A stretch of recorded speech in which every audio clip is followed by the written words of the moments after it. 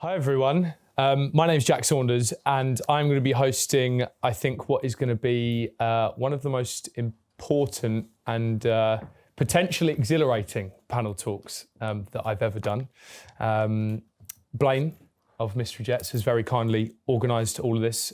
Mystery Jets Speaker's Corner is what it's called, and we're going to be covering a range of topics across the next kind of couple of hours or so. Important topics that are affecting the overall kind of climate of Britain and the world, and its effect on people and wider communities and things of that nature. And we're going to kick off with climate emergency and refugee crisis, two things which have a clear correlation. It might not seem it straight away, but that's kind of the point of why we're doing this, to clear up things and educate and inform. So this is our wonderful panel right here. Would you guys one by one mind introducing yourselves, please? I'm Jess Mills and I'm one of the directors of Help Refugees. Hi, I'm 𝘠𝘠𝑦𝘄𝑚 and I'm the organiser of the UK Climate Strikes. Hi, I'm Faye Milton. I'm a musician and also part of Music Declares Emergency. Hi, I'm Blaine. I sing and songwrite in Mystery Jets. Okay, so that's your wonderful panel. Two kind of points that we need to cover. The climate emergency and also the refugee crisis and how they link together. I think it's maybe important just to start with each of them individually and kind of understand them and where we're at with them and then how they link together. And I think you guys on the panel, really great if you can kind of interweave off of each other, and I can guide you through things as we go. So let's maybe start with the climate emergency and how seriously is that actually being taken? Because we're talking about it a lot, it's being covered a lot, but is it being taken seriously, do you think? Well, I think using the word emergency, it's come into sort of common speech. We say emergency now, which a year ago wasn't the case. So that's, you know, we're all talking about it in that way. However, people aren't really acting in that way. So we're at a kind of slightly dangerous point where the word emergency starts to lose its power. We need to be careful of that, I think. I think, for me, what we've kind of seen over the past year is people are becoming aware. I think you're right in that people are recognising that there's an issue, but there's so little education about how we got to this point.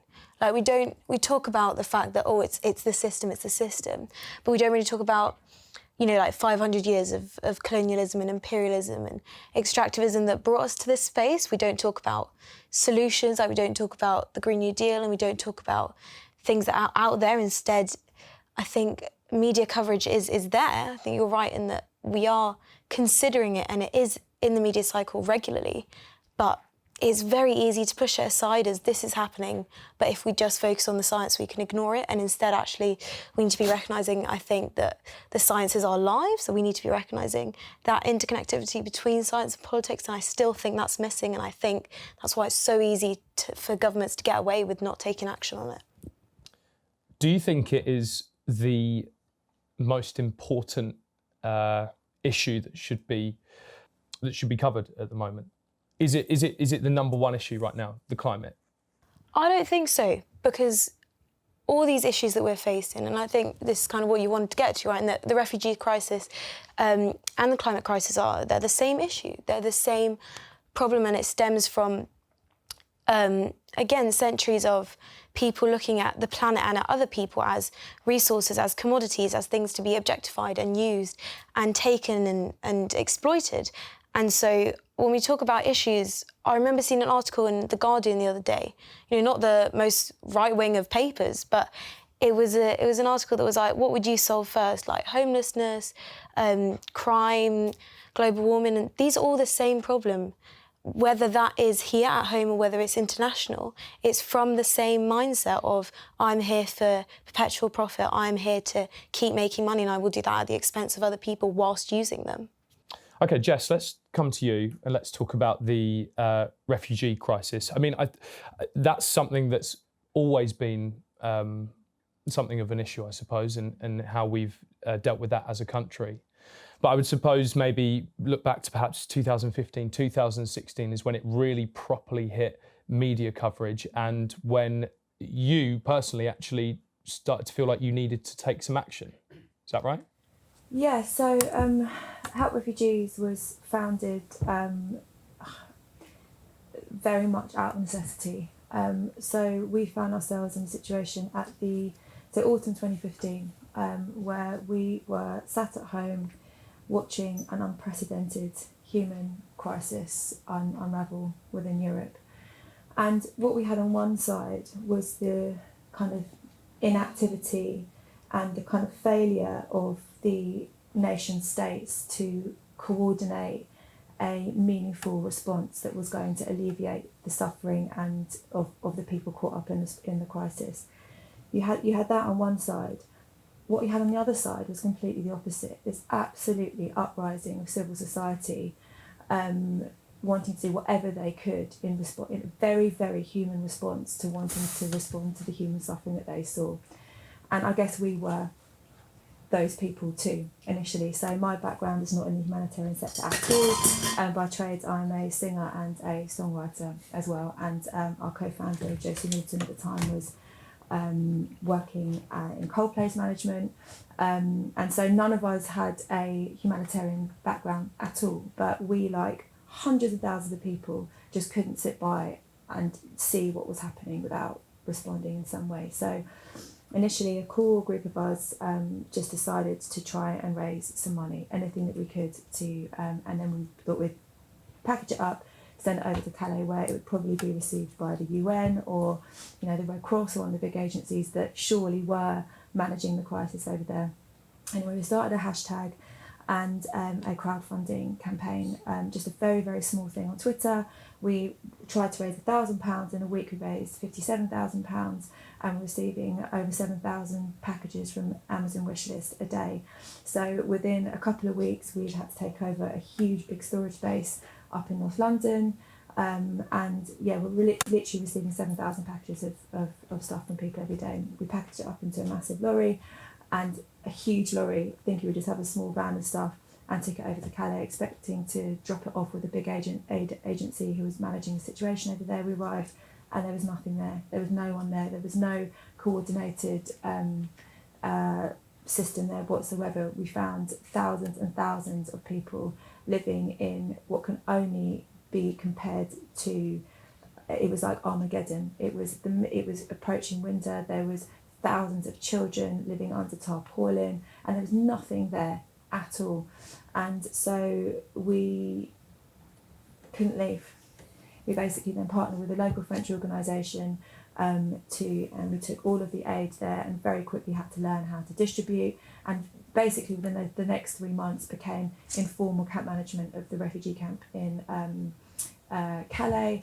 At the same time, we started sending aid down to the islands in Greece. Very long story short, basically within 4 months we became the largest grassroots provider of aid to the refugee crisis in Europe. Within 3 months we'd raised £1 million. 4 years on, we've raised £24 million. We fund 125 projects across Europe, and we are to date the biggest provider of aid to the refugee crisis in the grassroots sector. So those are the two issues that we're covering on the first topic here. Blaine, how obvious are the two linked? I mean, I think they're linked in as much as the poorest parts of the world are often the places worst hit by global warming. And I think the West is responsible for a huge amount of those carbon emissions. I suppose what I'm interested in is, as an artist, what can we do to help platform some of those voices fighting for change in the environmental movement, and also I think just take a greater interest. I think it's something that everybody needs to do. I agree with what you were saying, Faye, about the emergency. There's something about that is, it could very easily be taken as kind of scaremongering, and it's a word that loses its potency the more you say it. It's an emergency. But I think it really is, and I think, I know lots of us in this room would have seen the fires in Australia at the beginning of January, and it was just absolutely heartbreaking to see the way that the wildlife was affected and the communities across Australia. And obviously, prior to that, it was the Amazon. There was huge fires in Syria, which were largely unreported, which I think, again, feeds into this synergy between the refugee crisis in the poorest parts of the world and the climate disaster. They're very linked. And I mean, I think Help Refugees is a movement. It's more than a charity. It's something which has really caught the imagination of the world. And I think the slogans, choose love, I think will be remembered as one of the statements, the empowering mottos of our time, of this time that we're living in, because society is more divided than ever. And we need compassion in those times. We need to come together. We need to reach out. We need to look inside ourselves and say, what can we all do as citizens of the world to help people who are suffering the worst? There are a lot of processes to go through to be able to fix the problems that are out there. But maybe just thinking on a broader scale and kind of where we start with things, is it fixing climate for the refugee crisis? Is fixing climate, will that fix the refugee crisis? Can I answer on that quickly and just add to what Blaine said as well, is that I think the climate and ecological breakdown is going to show its face in lots of different ways. One of the ways in which it's showing itself is in fires and floods, which we're seeing, but another way in which it will show itself is in increased refugee crisis, because as places become less and less inhabitable, people need to move. And that's what's created this in the first place. I think there's been huge droughts in Syria, and that's led to war, and that's led to refugee crisis. So that's, and war is another way that the climate and ecological breakdown will be visible. So yes, in answer to that question. And I guess the climate movement and the refugee movement kind of need to... Yeah, I think there's as you're saying, there's kind of interconnectivity between all these states of crises. It's not a coincidence that at the point where there is the greatest divide between the wealthiest people in the world and the poorest people in the world is the point at which the climate is slipping into ecological collapse, at the point at which there's the biggest mass migration that's ever happened, since the Second World War. All these things are synergistically connected, and so you kind of can't... There is also a kind of hugely holistic piece of work that needs to be done, but I think a big part of the solution for the future is building a sense of resilience within everyday people to believe that these aren't insurmountable challenges. And the thing that I fear the most is a sense of, people feeling overwhelmed by the seismicness of it, and that reducing people to a state of inaction. And I think at the moment, the most powerful thing that we can do is instill a sense of progressive optimism and a belief that every person has a contribution to make in making this world a better place, even if it's just the world inside, outside your front door. At Help Refugees, we say often, that compassion is contagious, just as hope is contagious, and I think we all need to be bastions of that. And even at times like this, where there is a, for me, a very, very dark, overarching political cloud that, seems to be looming over many parts of the world, what I also see is the absolutely searingly bright light of humanity and compassion and goodness that is generated by everyday people, and that's the thing that gives me hope and builds my resilience profoundly, every day. Is there a way of getting past that though, almost? Because I suppose maybe let's use the Notre Dame as an example. People are so eager to donate money, millions of pounds, to the Notre Dame to fix it. It's a historic building. It's got so much legacy. But we're talking about actual human lives here at the moment, and millions and millions and millions of them, whether it be in Australia, the Middle East, or anywhere in the world. Do you think we can ever get past, or maybe get the richer end of society to think like this? How do we try and overcome that barrier and kind of get them to see this side? I don't know if we necessarily need to get the richer end of society to see this side. I think we never really have been able to do that the way that throughout history, social justice movements have been successful has not been through kindly persuading or requesting or asking nicely, but it's been through forcing political change, and that comes from a great education on how we do that. I think for me, like, I'm 18, I'm still in school, and I know so many people in school and outside of school who wouldn't have and don't have the faintest idea of how to start organising and how to start making a difference, and that can be very crushing in itself. And I think it is a mark of kind of the past 4 decades of neoliberalism that we do end up in this position where we're told the only thing we can do is make individual changes to anything, and yet that our individual changes will mean nothing at all. And I think that it does come from organising, and it comes from education and engaging with people and explaining to them this is how we win, and we win through organising, we win through agitating, we win through getting people in a room like this, and we win through platforming people who are doing amazing work, but we also win through reimagining the things we're doing and the way in which we live. And that means stuff like, if you're an artist, yes, platforming incredible young activists from around the world, but also just rethinking the entire industry and saying, how can we, this is an industry that, for example, releases so many carbon emissions. What do we do about that?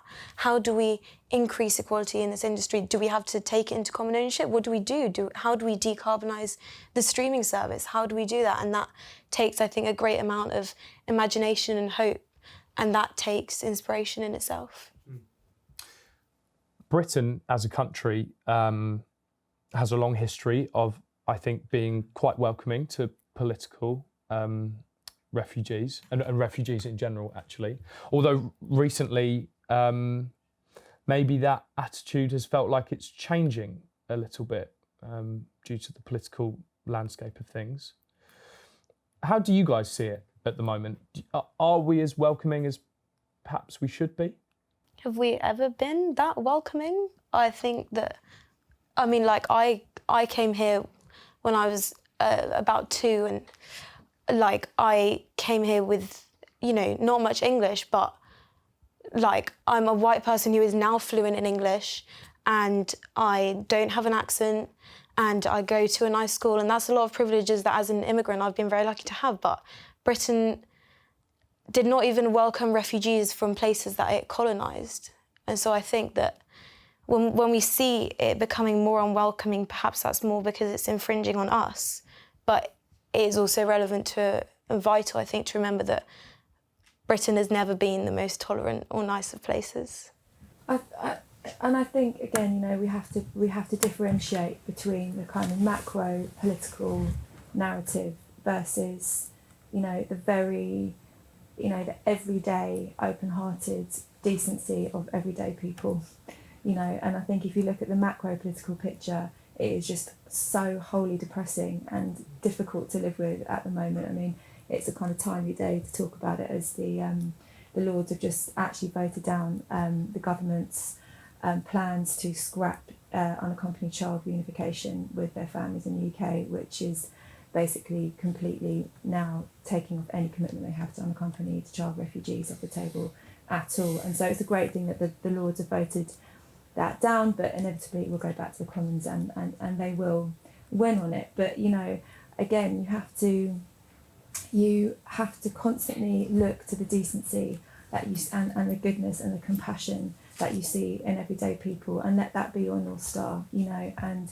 again, going back to this thing of kind of progressive optimism, you know, just I believe this kind of narrative which is being, you know, perpetuated, particularly in the media, about British people being hostile to refugees, or British people being hostile to migrant people, is a very toxic thing that can become self-perpetuating, and it's just not true. Actually, you know, we've had tens of thousands of volunteers from this country, from the UK, who come forward every single year to do their little bit for refugee people within their communities, and we see that decency every single day. So don't be fooled, is what I'm saying. People are good. So the stance, from what you just said there, seems as though it's going in the wrong direction with its attitude to child refugees. Well, politically, it's very, very bleak at the moment. You know, at the very top level, But, you look at what's happening in terms of like local community organising, lots of the grassroots stuff that's happening in the country. There's amazing stuff happening there. There needs to be more. But I think that's what we really need to focus on. And also, I think at times of very difficult political times, they can also create the most fertile ground for kind of growth of more compassionate politics. And that's what I really hope this next 5 years will, evidence, that actually what will be more evidenced is not the kind of depressing high-level stuff that's happening, but actually how it gives growth to even greater decency and compassion within society. I think that's a really important point, because I think what sells newspapers is that depressing stuff. And I think that's why actually the arts have a real place in terms of telling stories and providing stories of optimism and trying to shed some light on experiences other than our own. Because I think we do live in these kind of echo chambers of our own making. And it's why I like to go to protests. I've kind of got a confession to make, which is that I'm kind of addicted to protests. I go to a lot of protests. All the signs that you can see behind us, I collected from different marches that I went on. And to me, they all represent hope. They represent values, human values. And when I see them discarded at the end of a march, I go dumpster diving and I grab them, because there's something so sad about the idea of these things being left behind. Yeah, what I want to say is I think the arts have an ability to provide an alternative narrative to these depressing, this sort of newspaper clickbait, which we see so much. The horror stories, I think we need to, as Jess said, remember that people have an innate ability to be positive and to show resilience and to group together and do wonderful things. We just need to remind ourselves that that is the most important thing to do. We haven't got too much longer left. I agree with you. I think the music industry, and I was going to ask you on this, Faye, but we haven't got much time left, so I kind of need to round things off. But it has a hugely important role to play in this, on how it can change things. And we were touching on it a little bit beforehand, and maybe we can do an extra bit, I don't know. But yeah, so basically to round things off, the UK was the first nation to declare a climate emergency, May 2019. How much progression has been made, if any? Governmentally, none as far as I'm aware. But we've also been in this time where no one's been knowing what government's going to be in until recently, and it's all been very up in the air. I think that is what we need to remember, is that we have to turn that around by the end of the year. The government have to have started doing things. So whether it's through the arts or through all the different organisations that we're in, we need to remember that the emergency means emergency, and that's the biggest sort of stumbling block. And it's obviously personal change, flying, and all of these things that we want to cut down on is good, but there are still plans to build new plastic factories. There's still plans to, create new runways and all of these things. It's those things that are much, much bigger than the individual things that we can change, and we can change that stuff as well. Things have been changed in the past. I think that nicely rounds it off. Emergency means emergency, and so we need to do it now. Jess, Noga, Faye and Blaine, thank you very much. Cheers, guys.